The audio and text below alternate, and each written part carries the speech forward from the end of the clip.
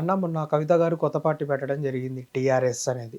ఇప్పుడు కవిత గారు ఆ రోజు సభలో కేసీఆర్ గారిని కానివ్వండి, లేకపోతే కేటీఆర్‌ని, హరీష్ రావుని అనరాని మాటలనడం జరిగింది. గుంట నక్కలుండి పక్కన అంటే మా నాన్నగారు అనడం జరిగింది. సొంత కొడుకు, కూతురు తప్పు చేసినా గాని నేను పార్టీలో నుంచి వెలేస్తానండి. నేనేం తప్పు చేయకపోయినా గాని నన్నెలేశారు.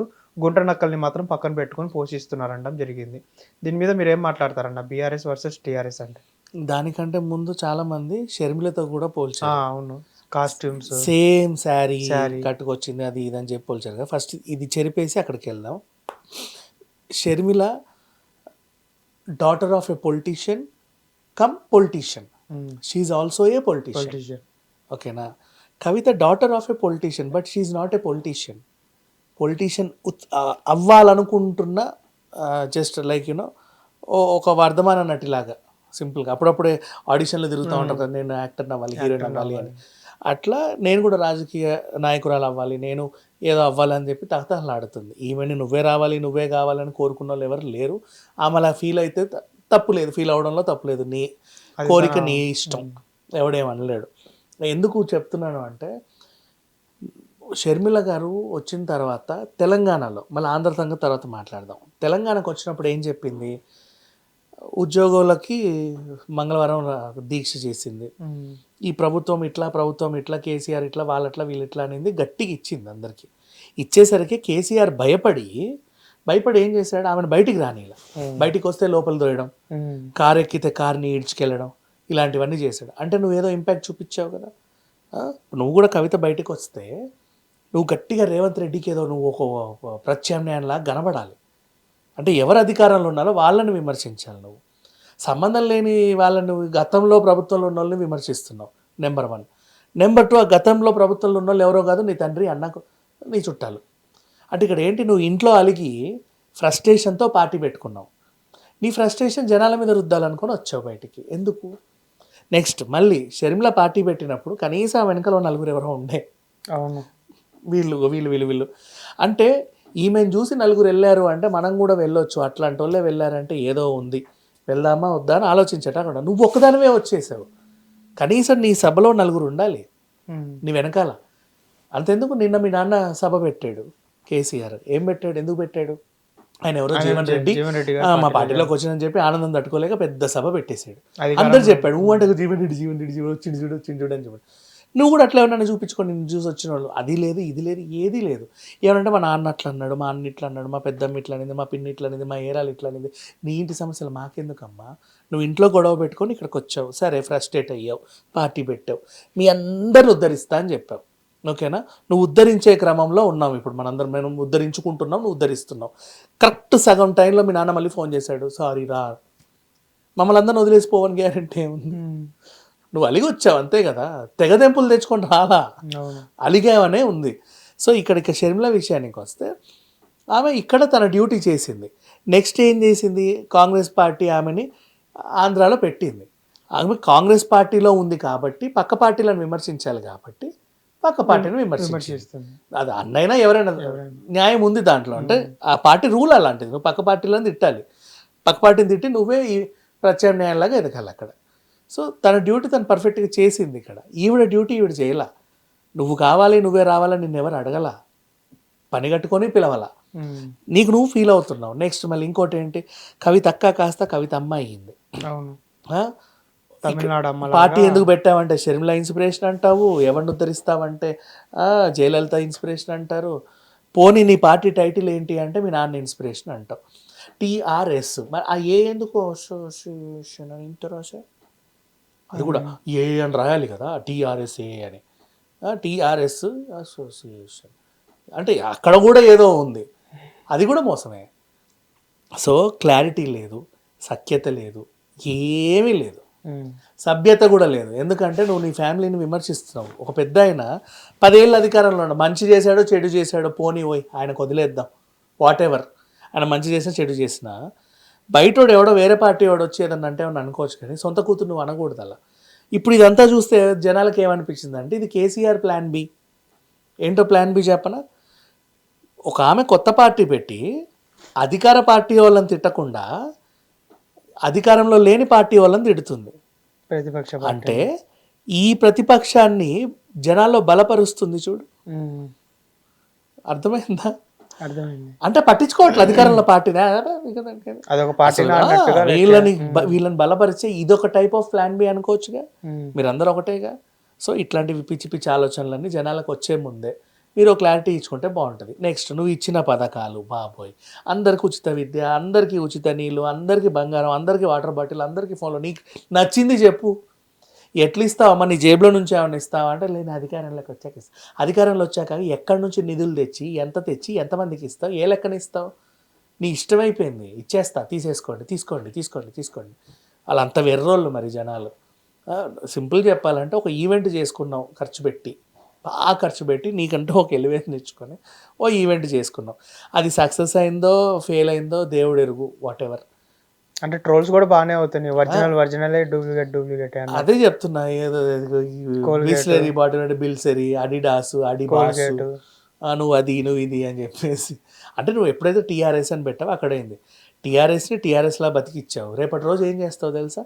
టీఆర్ఎస్ని తీసుకెళ్ళి మీ నాన్న పార్టీలో విలీనం చేసేస్తావు. మా నాన్న మంచివాడు మారిపోయాడు, ఆ గుండనకలు అందరూ వెళ్ళిపోయారు, తరిమేసాం మేము, లేదంటే ఆ గుండనకలు మారిపోయాయి. ఇప్పుడు మనం ఏం చేద్దామంటే ఈ టీఆర్ఎస్ని బలంగా కాంగ్రెస్కి వెళ్ళిపోయి మీరందరూ రండి ఓట్లు వేయండి ఏదో చేయండి అని చెప్పుకుంటావు. అది ఎప్పుడు చెప్తావో మనకు తెలియదు. అంతా కూడా అంత చిందరవందర గందరగోళం ఇది. వీళ్ళ గురించి ఎక్కువ ఆలోచించాల్సిన అవసరం లేదు. నువ్వు నిజంగా నిన్న మైకు పట్టుకున్నప్పుడు ఒకరోజు క్రితమే పెట్రోల్ పోసుకొని ఆర్టీసీ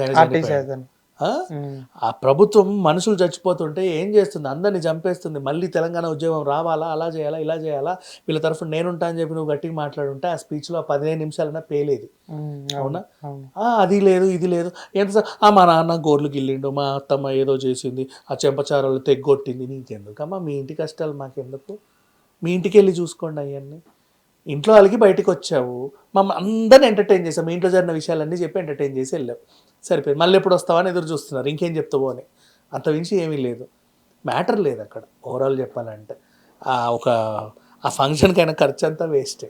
సిటీ అంతా వేసిన రౌండ్లు, కొత్త రాజకీయ శక్తిగా వస్తున్నాం, ఏ శక్తో మరి ఏం చేతబడిలో ఏమైనా చేస్తారా ఏంది?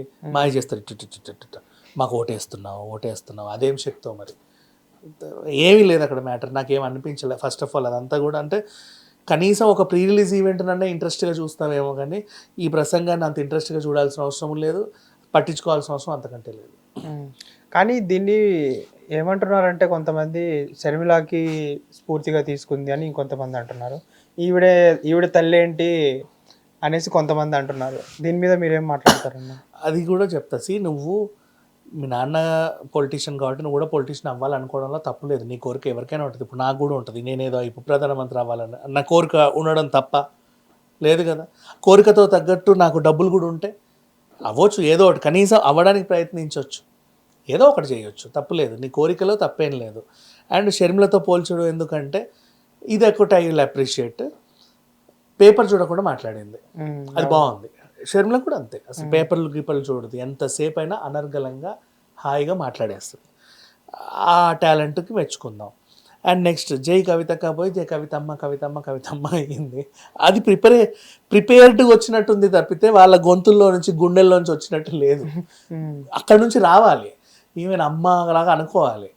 అంటే నువ్వు బతుకమ్మ కదా, నేను బతుకు అక్కని కాదు కదా, బతుకమ్మని అన్నప్పుడు అమ్మ ఉండాలి, కవిత అక్క అన్నప్పుడు అట్లెట్లా అని చెప్పి అమ్మని అయ్యావు, ఇంకా అంతే కదా. బతుకు అక్క కాదు, బతుకమ్మ కదా. కాబట్టి అమ్మ అవ్వాలని అనుకున్నావు. అప్పుడేమో బతుకమ్మ నెత్తి మీద పెట్టుకొని దానికి బ్రాండ్ అంబాసిడర్ లాగా తిరిగావు. బట్ ఎంతసేపు అప్పుడు నీ వెనకాల చుట్టూ జనాలు తిరుగుతూ ఉంటే వీళ్ళకి ఏమనిపిస్తుంది అంటే మేమేదో అవ్వాలి అనిపిస్తుంది. కానీ వాళ్ళందరూ ఎందుకు తిరుగుతారో తెలుసా? ఇప్పుడు మీ డాడీ సీఎం అబ్బా, నేను రోజు నీతోనే ఎందుకు తిరుగుతానంటే మీ డాడీకి నేను ఏమైనా ఇవ్వాలంటే డైరెక్ట్గా ఇవ్వలేను. నీకు ఇస్తే రాత్రిపూట తిరగడు డాడీ చూడు అని ఇస్తావేమో అని నీ చుట్టూ తిరుగుతా, అంతే. వీళ్ళు కూడా అలాగే తిరుగుతారు. మీ డాడీ అధికారంలో నీ చుట్టూ తిరగరు. సో ఆ రియలైజేషన్లోకి వీళ్ళు రావాలి. First of all me daddy అధికారంలో ఉన్నప్పుడే నీ చుట్టూ తిరుగుతూ ఉంటారు. నువ్వే ఓపెన్ చేయాలి, ఏదన్నా ఉంటే నువ్వే రావాలి. ఇంకేదన్నా మహిళకు సంబంధించిన మదర్స్ డే, ఉమెన్స్ డేలు ఉంటే ఆమె రావాలి. అబ్బాయిలకు సంబంధించి ఏమైనా ఓపెన్లు ఉంటే ఈయన రావాలి. ఎందుకు మిమ్మల్ని పిలుస్తారంటే మీ నాన్నని మేము డైరెక్ట్గా కలవలేము, కానీ మీతో మాకు సన్నిహిత్యం ఉంది కాబట్టి త్రూ వయా అట్లా అంత మించి ఇంకేం ఉండదు. ఇది ప్రతి పొలిటీషియన్ కొడుకు ఆ రియలైజేషన్లోకి వస్తే నిజంగా రాష్ట్రాలు అన్నీ బాగుపడతాయి.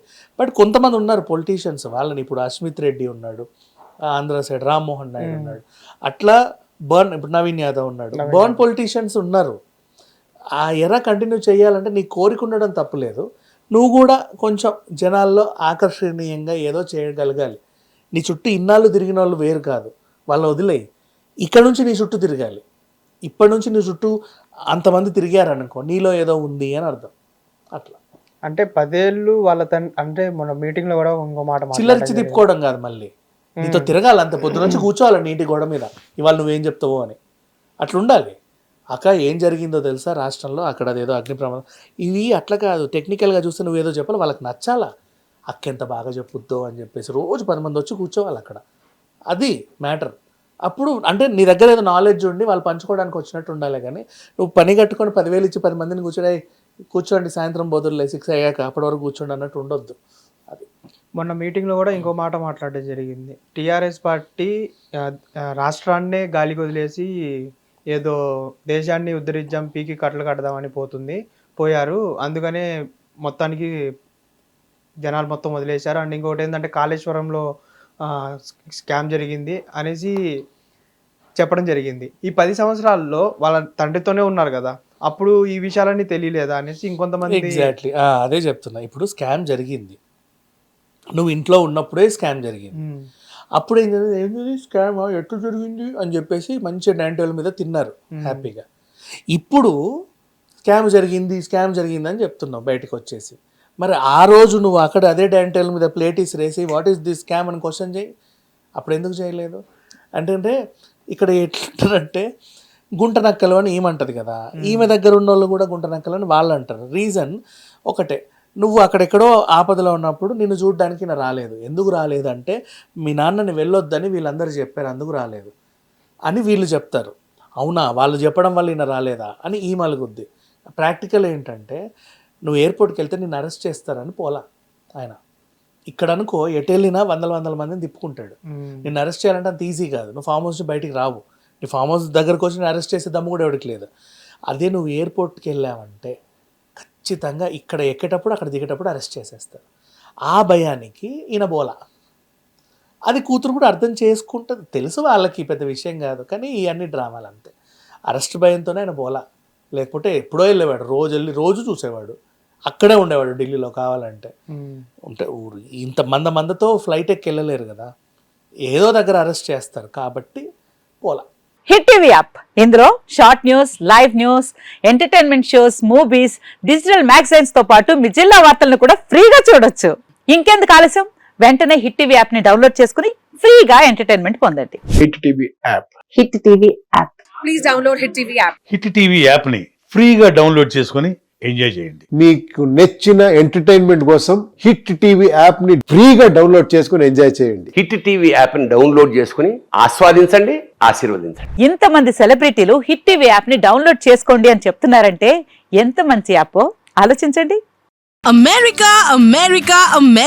అమెరికాలో చదవాలనుకునే వాళ్ళకి విశ్వసనీయమైన పేరు మన శౌర్య కన్సల్టెన్సీ. UK లో 1 year masters, 2 years work permit up to 5 years visa. Contact Saurya Consultancy. Contact 89851 89851.